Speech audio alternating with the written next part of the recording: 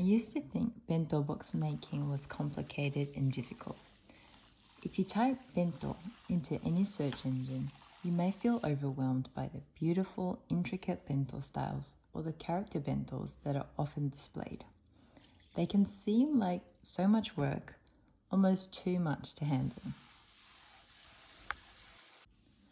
But I've learned that keeping my bento structure simple has made all the difference. I follow the same principles each day when making bentos, and it helps me create simple, beautiful bento boxes every time. I grew up in Japan taking bento boxes to school for lunch, and they were often the highlight of my day.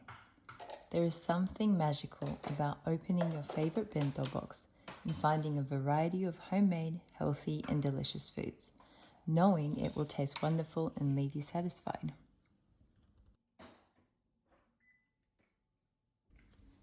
When I got married, I was a little nervous about making bento boxes for my Japanese husband, wondering if they would be satisfying enough. After many attempts to try and impress, I realized he wasn't really looking for the best looking bento box. He just wanted something simple, delicious, and filling.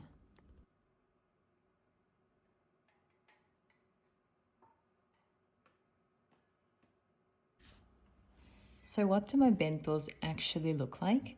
They all start with a very basic element, rice. Some people cook their rice in rice cookers, others in pots on the stove. I now cook my rice in a Japanese clay pot, but only because my rice cooker suddenly died a few years ago and I never went out to buy another one. I may go back to using a rice cooker someday, we'll just see. While the rice is cooking, it's time to prepare the other elements. I've learned that when I focus on just 3 things, protein, egg, and a vegetable, I feel calmer in the kitchen. If bento making has ever felt overwhelming, this simple structure might make it feel more approachable.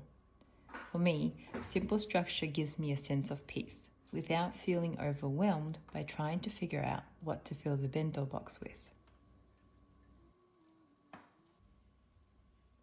Today, I started by making tamagoyaki, a Japanese omelette in my rectangular pan. This pan has become one of the most used tools in my kitchen, the kind of tool you reach for without thinking. It probably knows most of my secrets. After making the tamagoyaki, I cook my vegetables. Nothing fancy, just a couple of in-season vegetables or even frozen vegetables. First, I simmer them in the same pan, then lightly season with salt and pepper. Next, I prepare the main source of protein. Today, I'm pan-frying some salmon, again using the same pan. I make a simple teriyaki sauce to glaze the fish, which really makes it the star of the show. Once all the elements are ready, it's time to assemble. As I put the bento together, I'm not thinking about making it impressive. I'm thinking about balance, colors, textures, and how it will feel to open at lunchtime. I start with adding the rice, then a green divider. Next comes the main protein, followed by the tamagoyaki, and finally the vegetables to fill in the gaps. That's all.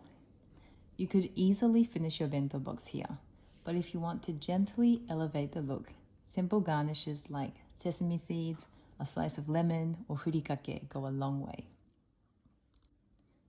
I use this process all the time, and it has become the quiet structure behind my bentos. It takes away the mental load of thinking through each box. You see, I've learned that it's not about having a flashy bento box. It's simply about combining a few key elements into a structured space and ending up with a simple, beautiful, and wholesome lunch. I hope this video was helpful as you prepare your next bento box. I'll see you next week.